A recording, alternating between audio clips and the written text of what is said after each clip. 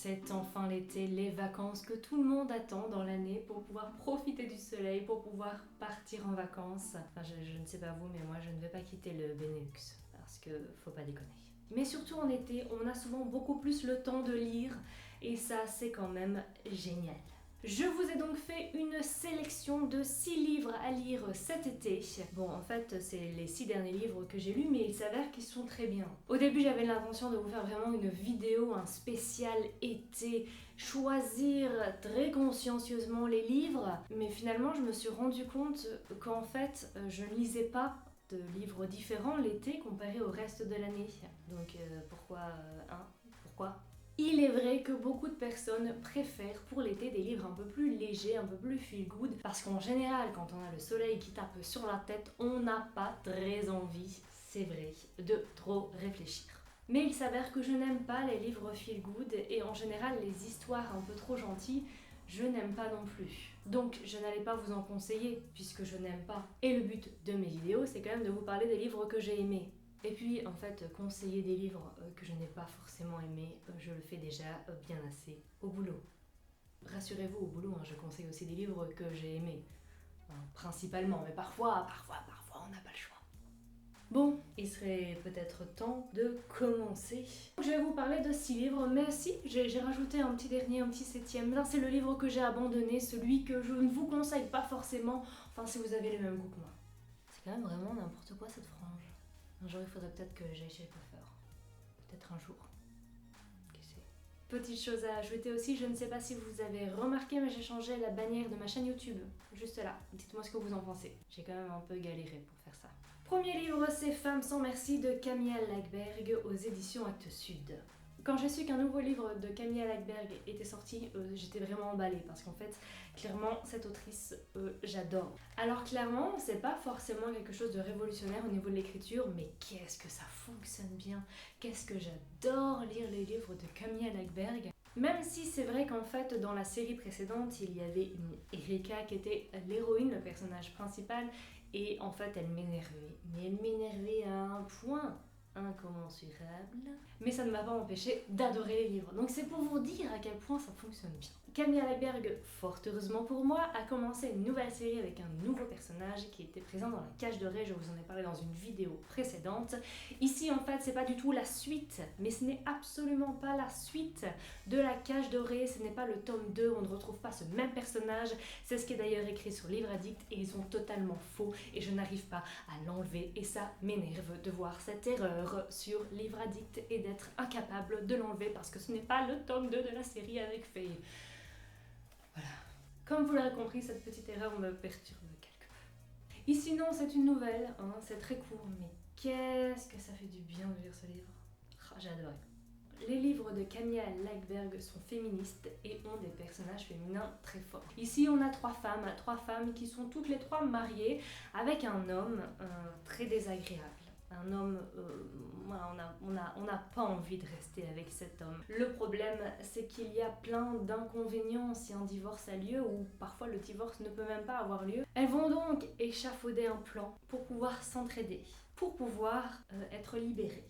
Je ne vous en dirai pas plus, la 4e de couverture donne déjà énormément de détails, beaucoup plus que ce que je vous ai donné. Mais clairement, si on a déjà énormément d'informations, ça n'enlève pas le plaisir qu'on a de lire ce livre parce que c'est extrêmement jouissif, dirons-nous, d'avoir des personnages féminins qui veulent se venger, tout simplement. Ensuite, je tenais absolument à vous parler de Rouge de Pascaline Nolo chez Gulfstream Éditions parce que ce livre est un petit bijou. Si on veut le résumer de façon extrêmement simple, ce livre est une réécriture du conte du Petit Chaperon Rouge. Mais le résumer de façon aussi simple, pour moi, ce n'est pas rendre honneur au livre parce qu'il y a tellement beaucoup plus de choses. On surfe sur l'horreur, on surfe sur le féminisme, clairement, et sur beaucoup de choses très intéressantes. Je ne sais pas pourquoi je parle comme ça. Donc on va suivre dans ce livre Rouge qui est une jeune fille qui naît dans un village où les gens sont parfois un peu étroits d'esprit, c'est clair. Elle est rejetée par les villageois parce que sa mère était un peu folle.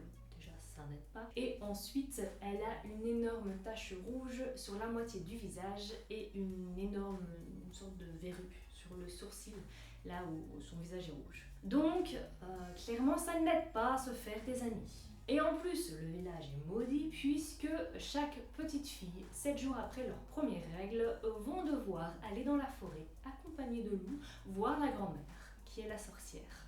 Et justement, c'est au tour de Rouge d'aller dans la forêt pour rencontrer la grand-mère. Les villageois sont plutôt contents de voir Rouge partir, sauf qu'en fait ce n'est pas la seule qui a dû partir voir la grand-mère. Il y a de nombreuses jeunes filles qui ont dû avant elle partir et elles ne sont jamais revenues, on ne sait pas ce qu'elles sont devenues.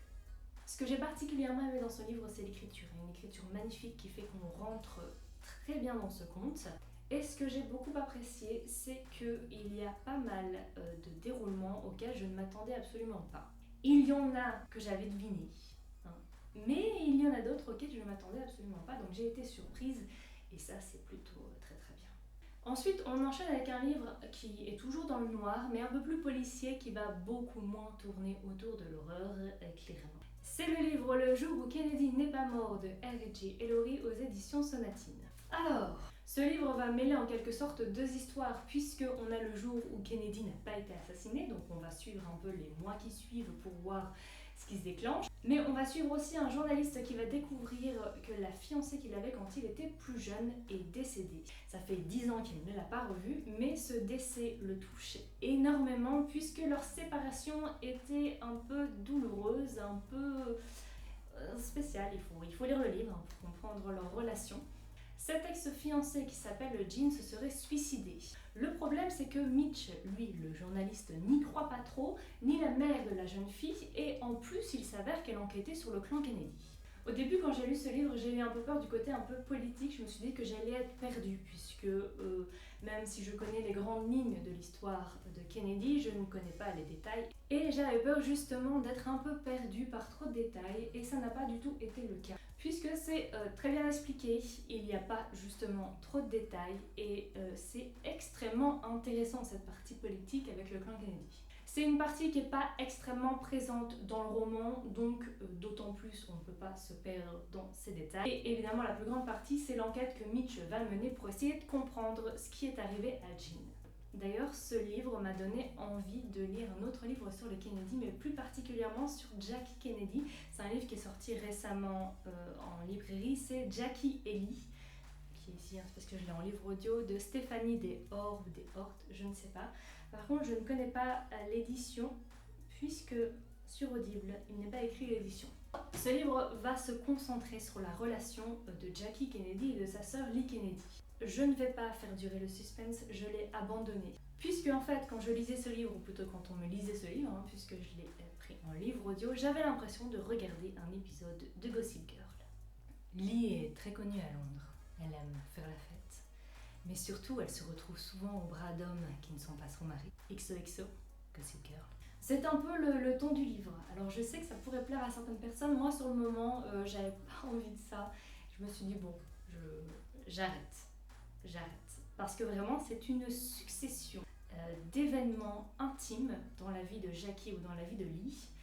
Et oui, c'est du gala, c'est du Gossip Girl. Alors vous allez me dire, ça peut convenir pour l'été. C'est vrai. Pourquoi pas. Livre suivant, c'est 7 mensonges d'Elizabeth Kay dans la collection La Bête Noire aux éditions Robert Laffont. Ce livre, clairement, au niveau esthétique et au niveau marketing, il a un peu tout déchiré.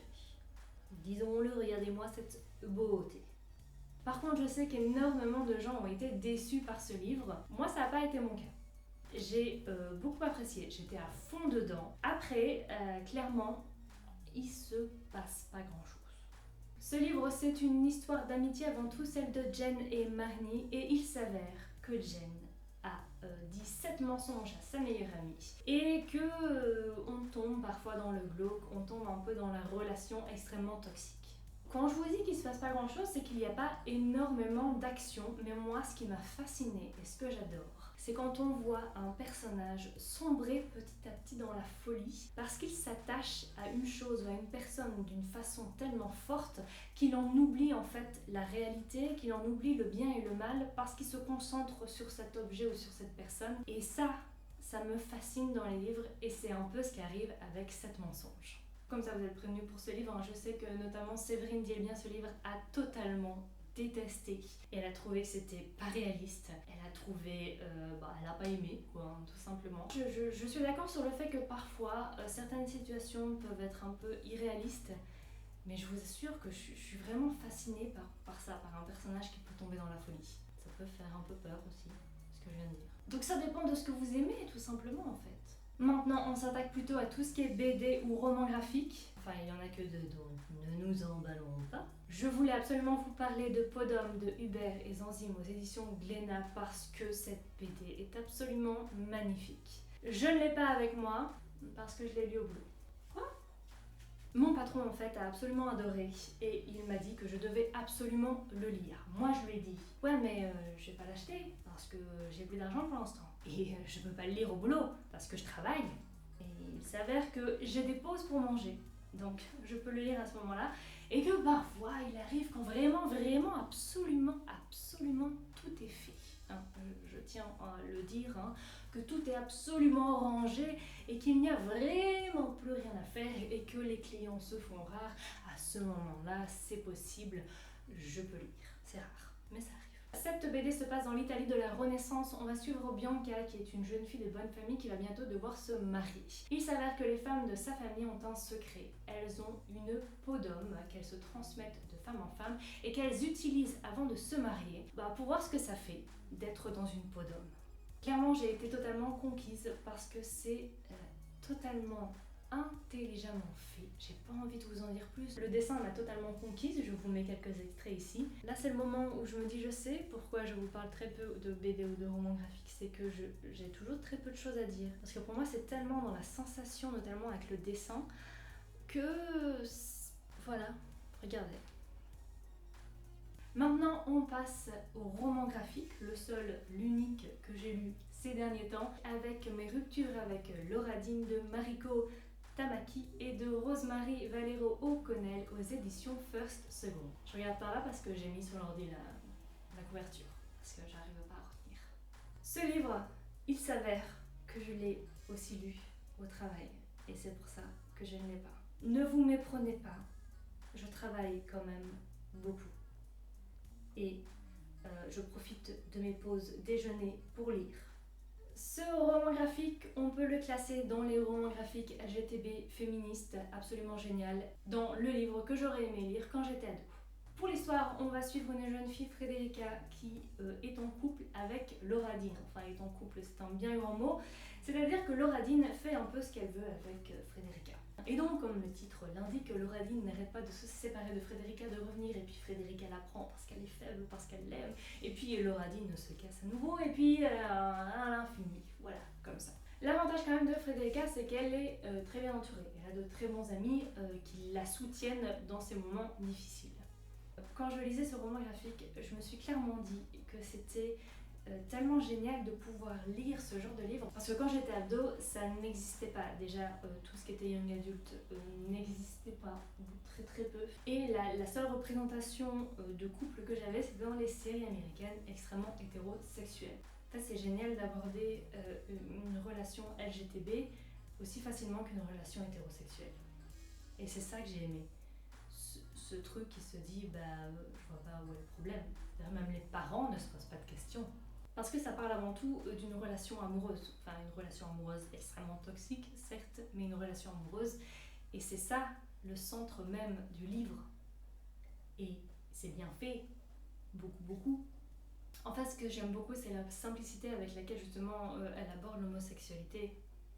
Parce que parce que c'est comme ça que ça devrait être, tout simplement. C'est logique. Cette vidéo est maintenant terminée, j'espère qu'elle vous aura plu. Si c'est le cas, n'hésitez pas à la liker, n'hésitez pas aussi à me dire en commentaire si comme moi, en fait, en été, vous lisez les mêmes livres que d'habitude, ça ne change rien. Ou alors, si vous aimez justement aller vers d'autres livres, et lesquels. Je vous laisse ici, je vous souhaite une excellente journée, une excellente semaine, et à la semaine prochaine. Allez, salut!